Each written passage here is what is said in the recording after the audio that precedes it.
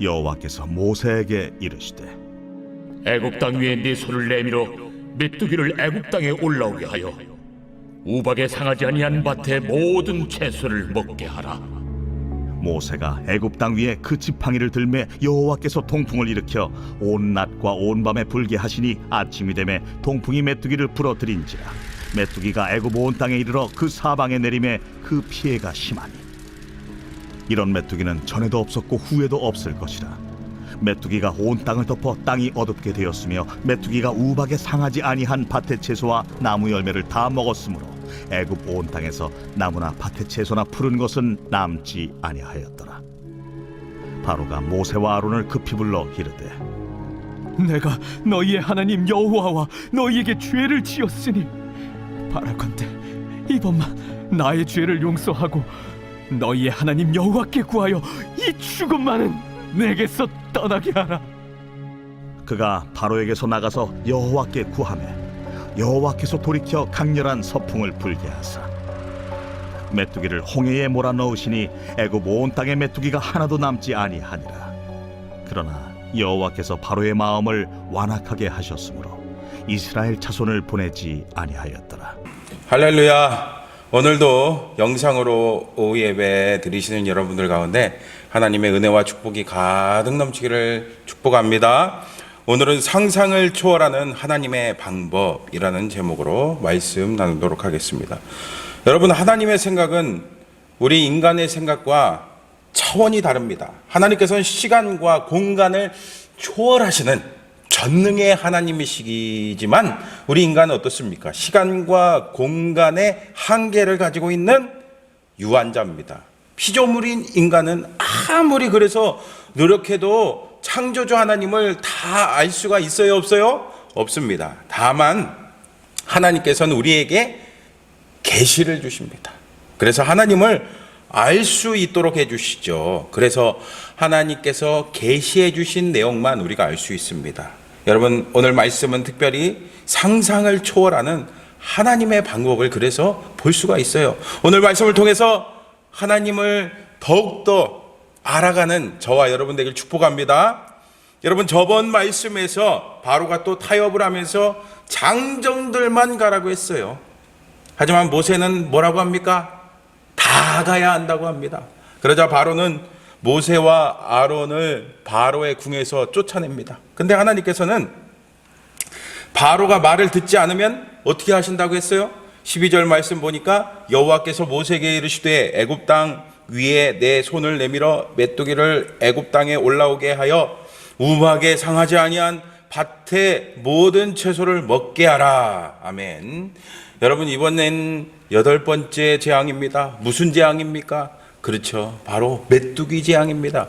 하나님께서는 이 메뚜기 재앙을 어떻게 행하십니까? 하나님께서 이 메뚜기 재앙을 내리시는 모습을 보면서 하나님의 그 상상을 초월하는 방법을 여러분 보시기를 바랍니다. 첫 번째로 동풍이죠. 동풍을 사용하십니다. 13절 보세요.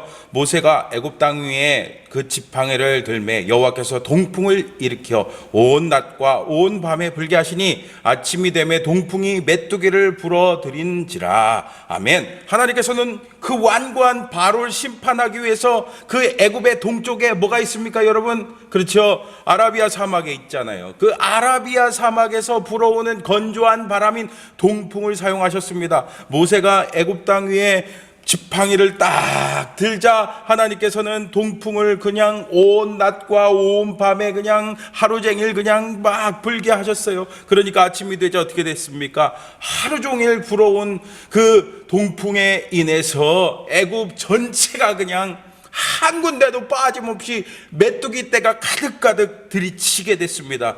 여러분, 이것은 메뚜기 떼가 매우 멀리 떨어진 거리부터 기습해 왔음을 보여주고 있습니다. 또 하나님의 능력이 애굽 땅에만 국한된 것이 아니라 저렇게 먼 곳까지 다 미친다는 것을 보여주고 있죠. 여러분, 우리가 봤을 땐 이거 당연한 거 아닙니까? 우리 하나님은 전능의 하나님이기 때문에 이 세상, 아니 온 우주를 다스리는 분 아니에요? 그런데 이 당시에 애굽 사람들이 또 심지어 이스라엘 백성들이 여러분 여호와 하나님을 제대로 알았을까요?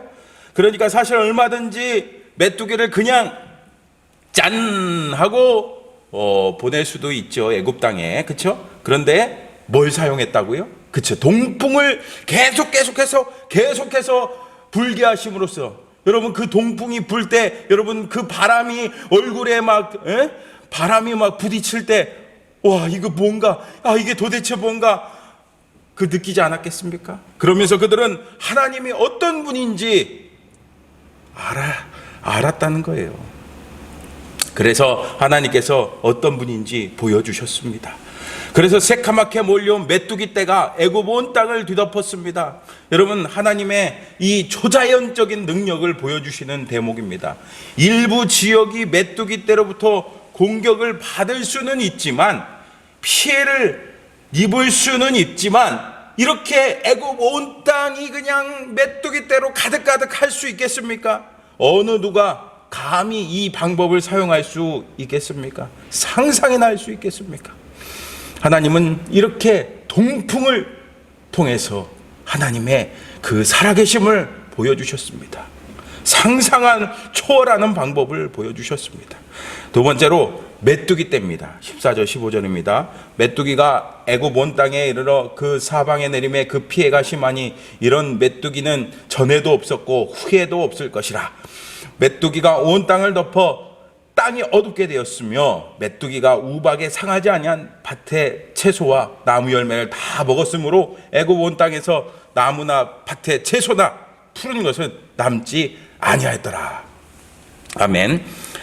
그동안 사실 종종 메뚜기 떼가 창궐해서 애굽 사람들이 힘들었을 거예요. 그들을 괴롭혔을 거겠지만 그것은 어디까지나 한정적이고 국지적인 거였습니다. 하지만 이번에는 달랐어요.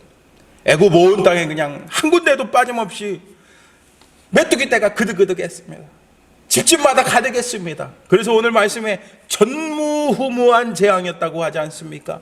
애굽 전역을 뒤덮은 메뚜기 떼는 무서운 속도로 애굽 사람들을 괴롭혔습니다. 애굽 사람에게 남은 그 마지막 곡식을 그냥 다 먹어치웠습니다. 한번 여러분 메뚜기 떼가 지나간 자리 어떻게 되겠습니까? 그냥 쑥대밭이 됐습니다. 그냥 하나도 남는 게 없었습니다. 메뚜기 떼는 그 어떤 심판의 도구보다 더 철저하고 강력한 바로와 애굽 사람들에게 심판이었습니다.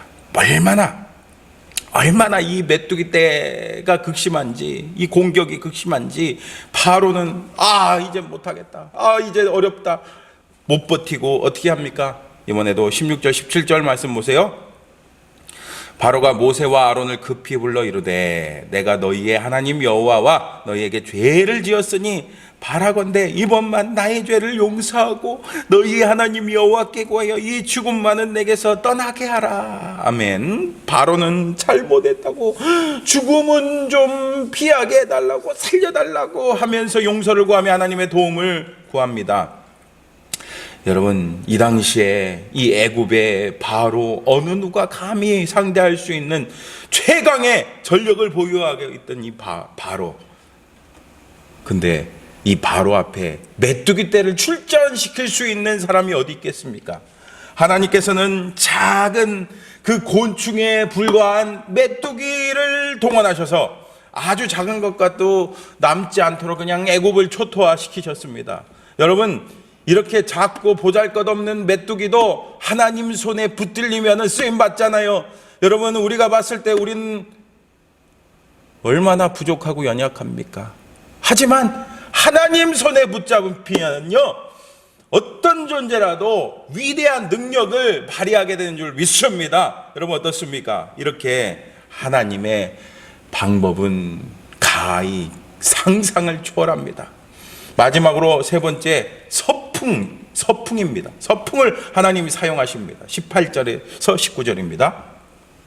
그가 바로에게서 나가서 여호와께 구하매 여호와께서 돌이켜 강렬한 서풍을 불게 하사 메뚜기를 홍해에 몰아 넣으시니 애굽 온 땅에 메뚜기가 하나도 남지 아니하니라. 아멘. 하나님께서는 사색이 돼갖고 막 부르짖는 그 바로의 그 간청을 들어주십니다. 그래서 강렬한 서풍을 아까는 동풍이었죠. 근데 이번에는 서풍. 그래서 메뚜기장을 멈추게 해주셨습니다. 서풍이 막 몰아닥치니까 메뚜기대들이 막 홍해 바다를 향해 막 닥치는 거예요. 그래서 순식간에 오늘 말씀 19절 말씀 보니까 하나도 남지 않았대요. 그냥 하나도 남지 않도록 그 애굽 땅을 온 땅을 덮었던 그 메뚜기가 그냥 한 마리도 안 남고 그냥 없어졌대요. 여러분 생각해 보세요. 만약 사람들이 메뚜기 떼를 없애려고 했다면 얼마나 힘들겠습니까? 요즘에도 가끔 해충이 있잖아요, 그렇죠? 뭐 말벌 같은 거 막 집에 달려 있어요. 달려서 막 그 말벌이 있으면 그걸 퇴치하려고 막 하는데 그 모든 그 말벌 퇴치하기가 어렵잖아요. 오늘날도 이렇게 힘든데 여러분 이 메뚜기 떼를 사람들이 다 없애려고 생각해 보세요. 이게 사실 가능하겠습니까? 무슨 수로 그 메뚜기 떼를 다 잡아서 다 처리할 수 있겠습니까? 그러나 하나님께서는 놀라운 방법, 이 자연 만물을 사용하십니다. 뭘요? 그렇죠. 서풍을 사용하셔서 그냥 단숨에 메뚜기장을 중지시키고 더 이상 피해가 없도록 도와주셨습니다. 이렇게 하나님의 전략과 방법은요, 가히 상상을 초월합니다. 그냥 서풍을 싹 불게 하셔서 그냥 메뚜기 때 그냥 싹 홍해 바다에 쳐넣으셨습니다. 이쯤 되면요, 바로가 진짜 하나님 놀랐구나 해야 될 텐데, 그러나 20절 보세요. 그러나 여호와께서 바로의 마음을 완악하게 하셨으므로 이스라엘 자손을 보내지 아니하였더라. 아멘. 하나님께서는 이렇게 상상을 초월하는 방법을 보여주셨는데도 불구하고 바로의 마음은 다시 완악해져서 이스라엘 백성들을 보내지 않아요. 왜 이런 결과가 나타난 겁니까? 바로는 하나님의 상상을 초월하는 능력을 보고 또 경험하고 막 이런 것을 보았지만, 그것을 보았지만 하나님을 믿지 않았기 때문입니다. 하나님을 믿지 않았기 때문에 이스라엘 백성들을 보내지 않은 거예요. 여러분, 그래요. 바로 믿음의 차이입니다. 지금도 우리 하나님께서는 상상을 초월하는 방법으로 이 세상을 이끌어 가십니다. 상상을 초월하는 방법으로 우리의 인생을 이끌어 가십니다. 그런데 하나님의 이 놀라운 상상을 초월하는 이 역사와 기적을 우리가 체험할 수 없는 이유가 뭘까요? 그렇죠. 바로 우리의 믿음에 달려 있기 때문입니다. 인간은 자신의 관점으로 하나님을 제한하는 경향이 있습니다. 하나님을 자신의 수준으로 끌어내리지 마시기 바랍니다. 전능하신 하나님은 못하실 일이 없는 전능의 하나님이십니다. 우리가 다 하나님을 굳게 믿고 하나님의 그 살아계심을 하나님 인정하며 믿고 하나님께 모든 것을 맡길 때 하나님께서 상상을 초월하는 방법으로 여러분들의 인생을 바꾸어 가시고 이끌어 가실 줄 믿습니다. 그 은혜와 하나님의 그 인도하심이 있기를 축원합니다. 기도하겠습니다. 하나님 아버지, 오늘 하나님께서 상상을 초월하는 방법으로 우리의 인생을 이끌어 가심을 감사드립니다. 오늘 말씀처럼 동풍과 그 메뚜기 떼들 그리고 서풍을 통해서 이 초자연적인 하나님의 역사하심을 보았습니다. 근데 우리가 이것을 머리로만 알지 않게 해주시고 바로와 같이 그냥 경험을 통해서 알고는 있지만 그 하나님을 믿지 못하는 그런 어리석은 우를 범하지 않도록 인도하여 주시옵소서. 우리에게 확고부동한 흔들리지 않는 믿음 허락해 주셔서 정말 상상을 초월하는 하나님의 그 인도하심을, 기적을 경험하는 우리 모든 성도들 될 수 있도록 축복하여 주시옵소서. 감사드리며 사랑이 많으신 예수님의 이름으로 기도합니다. 아멘.